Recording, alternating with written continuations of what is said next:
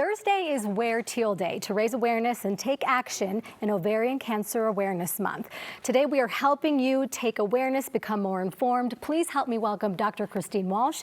She's a gynecologic oncologist and professor at CU School of Medicine. We also have Molly Zwerdlinger, attorney and advocate. Thank you guys so much for being here today. You guys, we were talking about this. It's so important to talk about it, make people aware of symptoms of what this entails about ovarian cancer. Every time, Dr. Walsh, I hear these statistics, it just kind of baffles me. I mean, surrounding gynecologic cancer, it's the 5th most deadliest cancer among women. Can we talk about this? Tell me about this. Why don't people know this? Yeah, so ovarian cancer, unfortunately, is a deadly diagnosis, and the reason is because most women are diagnosed at advanced stages, so stage 3 or 4 after the ovarian cancer has spread, and there's no effective screening test for ovarian cancer. So women see their gynecologist, they get a pap smear, and they think they've been screened for everything, but that's really specific to cervical cancer. There's no screening test for ovarian cancer.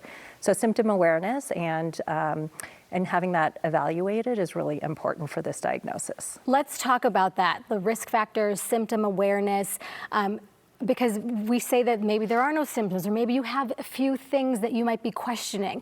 How do we approach that? Yeah, so unfortunately, the symptoms of ovarian cancer can be very vague, and so it might be easy for somebody to dismiss them and not get them evaluated. But the most common symptoms, the things that people should know about, are early satiety, that means difficulty eating or feeling full very quickly, bloating, abdominal distension, feeling like their clothes are fitting too tightly, abdominal pain, pelvic pain, and then pressure on the bladder or urinary frequency symptoms. And so those are very vague symptoms. They're very common. And so if that's something that comes and goes, it's not really a cause for concern. But if it's because of ovarian cancer, those symptoms are going to persist. And I would recommend that people see their doctor. It's kind of scary to think that you can't pinpoint something. You know what I mean? I feel like a lot of us get scared by knowing that, oh, okay, well, I don't know what to do with this. Let's talk about genetic testing, because you said that could be something that helps. Yeah, so absolutely. Ovarian cancer, 1 in 4 diagnoses is due to a genetic deficiency that somebody is born with, a mutation that makes them at higher risk of developing cancer over their lifetime. And so there are things that people born with these mutations can do to reduce their risk of developing cancer. BRCA1 and BRCA2 are the most common genes that cause ovarian cancer risk. And so genetic testing is an important way to be proactive about understanding if you're at higher risk of developing cancer. And Molly, about 10 years ago, you went ahead and had genetic testing. Let's talk about that. Yes, so 10 years ago, I decided to pursue genetic testing for a couple different reasons. The first reason being I'm Ashkenazi Jewish, and I know that gives me a 10-fold, so 10 times increase in chance of having this type of gene mutation. And I also had a lot of cancer in my family, and unfortunately it was at very young ages and kinds that were very rare. So my aunt, as an example, died in her early 30s from ovarian cancer.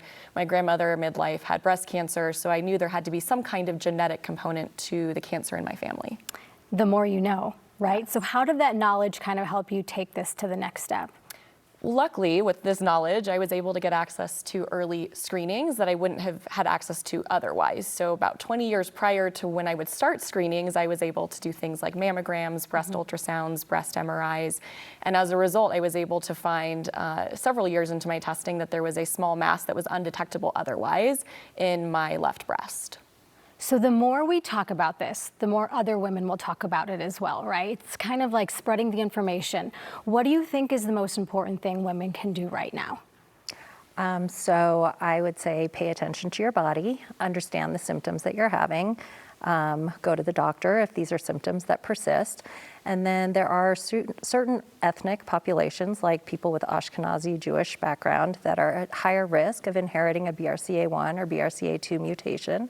And so just by way of having Ashkenazi Jewish heritage, genetic testing might be an important way to potentially reduce cancer risk in the future. We are part of the same alliance through Colorado Gynecologic Cancer Alliance, CGCA, and University of Colorado, and we are offering no out-of-pocket genetic testing for people with Ashkenazi Jewish descent. And Molly, I mean, we're talking about it now. We got to spread this message, right, to other women so that they know how to tackle this. Yes, that's right. We need to spread this message to anybody that has ovaries, whether they identify as female or not. Anyone that has ovaries needs to be aware of this information and to know their family history, because knowing family history saved my life. Awareness is key, but also talking about it, educating more women about it so that we all spread the message among our circle of friends. Thank you, ladies, so much for coming in to talk about this. Again, we're wearing teal this Thursday, right, to raise awareness for everyone out there. So the Colorado Gynecologic Cancer Alliance is here to promote awareness, early detection of gynecologic cancer through advocacy and education. The contact information right there on your screen, so important. You can follow them on Facebook and Instagram. Remember, Thursday, wear Teal Day. Show your support and wear teal for everyone around you, all the women out there.